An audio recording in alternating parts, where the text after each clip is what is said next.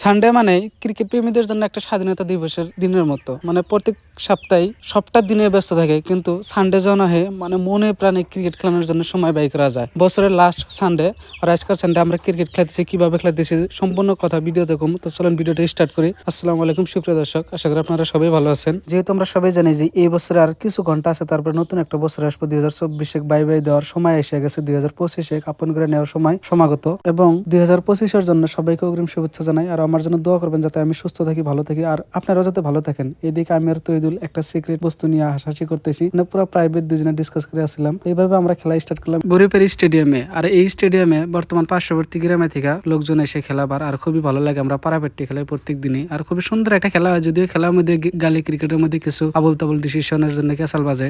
গালি ক্রিকেটে ক্যাসাল হবো না, এটা কোনো কথাই হতে পারে না। মানে এই গালি ক্রিকেটে ক্যাসা হলো সব থেকে বড় পার্ট, আর এই পার্টের ভিতরে কিন্তু খেলাধুলা খুব মজা লাগে। আর এইদিকে দেখতেছে আমরা ক্যাপ্টেন সাহেব মানে তহিদুল ব্যাটিং করতেছে, মানে প্র্যাকটিস করতেছে খেলা স্টার্ট হওয়ার আগে, টস হওয়ার আগে। টসে আমরা যেতে ফিল্ডিং করার সিদ্ধান্ত নিলাম, আর পার্শ্ববর্তী ইনভাইটেড করার টিমে আমরা ব্যাটিং করার জন্য দিলাম। আর এদিকে কোচ আমাকে বোলিং করে শিখাইতেছে যে ব্যাটিং কিভাবে করা লাগে। বল পুরো প্র্যাকটিস থেকে, যেহেতু আমি কোনোদিনই ভালো খেলাই নাই, তার জন্য নিয়ে প্র্যাকটিস করি যাতে অল্প ভালো করে চেষ্টা করি। যেহেতু মানুষ সবাই আমাকে কই তুমি ভালো খেলাম না, তাও আমি আগে ব্যাট ধরি। কারণ একটা কথা আছে না, জোর যার মূল্য তার। এই জায়গায় আমার জোর বেশি ছিল, তার জন্য আমি আগে ব্যাট বল ধরি। তারপরেও কোচের প্রত্যেকটা বলে আমি লাগাইতেছি, মানে খুবই ব্যাটে বলে লাগিয়ে গেছে অটোমেটিকলি। আমার কোনো ধরনের ওইরকম একটা পারফরমেন্স ভালো না, বর্তমান খেলাই না যেহেতু বহুত দিন ধরে, তাও এভাবে প্র্যাকটিস করতেছি।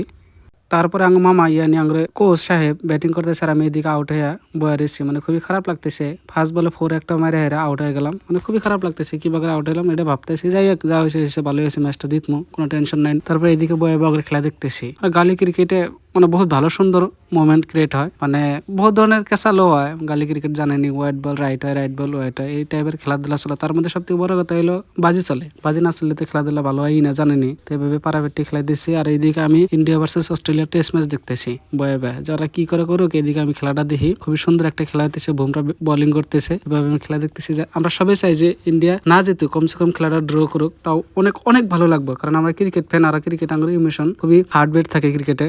তারপরে আমরা ক্যাপ্টেন সাহেব আমাকে এসে জিজ্ঞাসা করতেছে আমরা কোনে আছি। আমি তো বললাম আমি নিজেও জানি না আমি কোনে আছি, কিন্তু কইলে অল্প চিনা চেনা লাগতেছে জায়গাটা। তো আমি বললাম যেটা কাঙ্গো বাড়ির পাশে আর তোমার বাড়ির সামনে। করতেছে হ হ।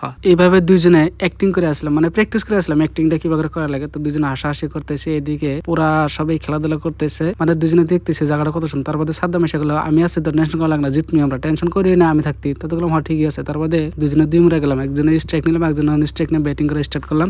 আরো কইলাম যে এই ফিল্ডে আমাকে খেলা পাতার খুবই দরকার। তারপরে কইলাম গাইস আপনারা খেলা দেখেন কি করি। তো আশা করি আপনারা সবাই ভালো থাকেন, সুস্থ থাকেন। আর আজকের ব্লগটা কিভাবে লাগছে কমেন্ট করে জানাবেন। আর এদিকে কোচ সাহেবে মুখটা ঢেকে রাখে, মানে চাইনা যে ইন্টারন্যাশনাল কোচ হয়ে যায়, খুবই ডর করে যদি আমাকে থিয়া যায়। খুদা হাফেজ।